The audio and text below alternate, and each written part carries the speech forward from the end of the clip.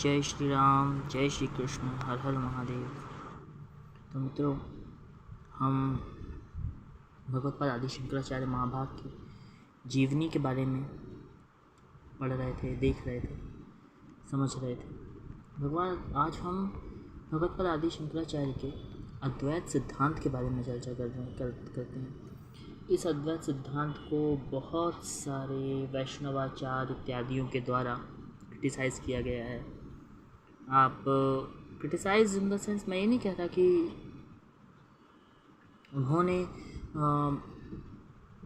उन्होंने बस अपना सिद्धांत दिया, ठीक, भक्ति भाव के साथ। तो आप देख सकते हैं कि भगवत्पाद आदि शंकराचार्य का जो सिद्धांत था वो सिद्धांत था अद्वैत। अद्वैत शब्द से ही पता चलता है जिसमें दो ना हो, अद्वैत, अद्वितीय, एक।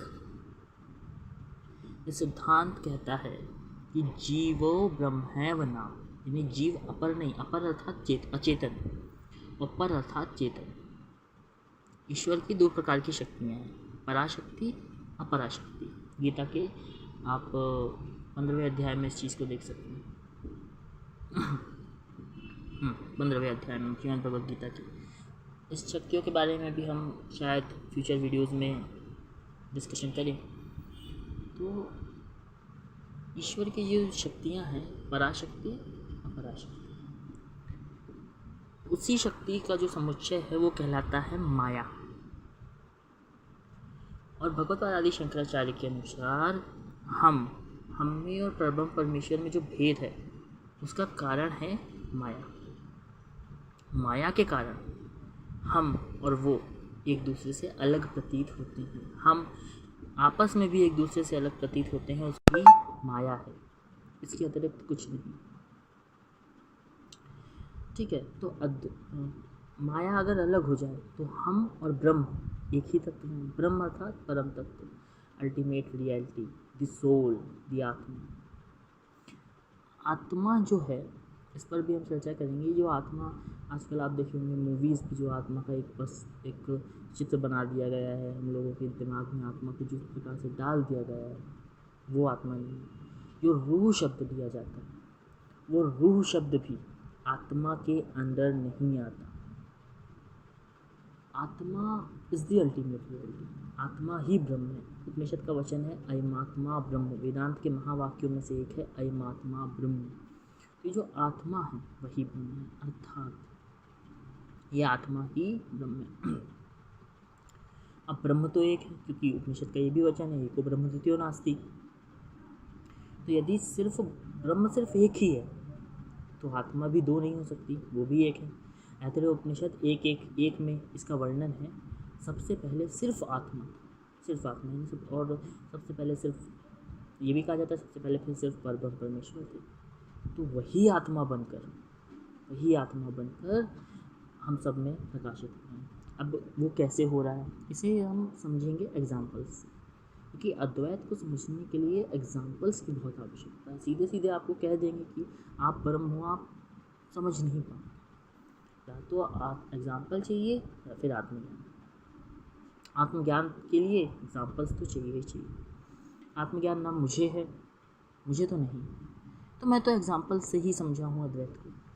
आप देखिए, आत्मबोध में भगवत्पाद आदि शंकराचार्य महाभाग एक बहुत ही अच्छा एग्जाम्पल दिया है भगवत्पाद आदि शंकराचार्य महाभाग में, कि जिस प्रकार हम 100 घड़े रख दें सूर्य के प्रकाश में, तो प्रत्येक 100 जल से भरे हुए घड़े रखेंगे, तो प्रत्येक घड़े में सूर्य का प्रतिबिंब समान रूप से दिखेगा। क्या सूर्य 100 हो जाएंगे? बिल्कुल नहीं। सूर्य केवल एक ही है, लेकिन वो 100 घड़ों में दिख रहा है।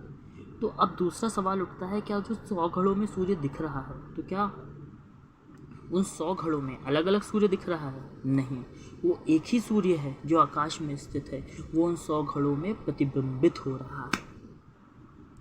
तो ये एक अद्वैत का बेस्ट एग्जाम्पल लगता है मुझे समझने के लिए, कि देखिए 100 घड़ों के अंदर जो सूर्य है वो सूर्य है ही नहीं, मतलब नहीं है, जो नहीं है। अब इसे संस्कृत में कहते हैं, या संस्कृत में नहीं को कहते हैं माँ, और संस्कृत में जो को कहते हैं या। तो माया मतलब वो जो 100 घड़े हैं उसमें माया है, सूर्य नहीं है। ठीक है, तो ये होता है, पर दिख हमें रहा है अलग अलग, 100 रूपों में दिख रहा है। 100 घड़ों में हमने पानी भरा हुआ है तो 100 घड़ों में प्रतिबिंब अलग अलग रूपों में दिख रहा है। इसका मतलब उन 100 घड़ों में उन 100 घड़ों में सूर्य नहीं है लेकिन अलग अलग दिख रहा है। तो उन 100 घड़ों में क्या है? माया। माया मतलब जो नहीं है वो हमें दिख रहा है। तो वैसे ही एक ही आत्मा, एक ही परब्रह्म परमेश्वर प्रत्येक जीव में है, लेकिन हम अपने आप को दूसरे से भिन्न इसलिए, अलग इसलिए समझते हैं क्योंकि हम माया के अधीन हैं। तो यहाँ पर कॉन्सेप्ट आता है माया का। माया जो है वो परब्रह्म परमेश्वर की शक्ति है, उनकी अभिन्न शक्ति है।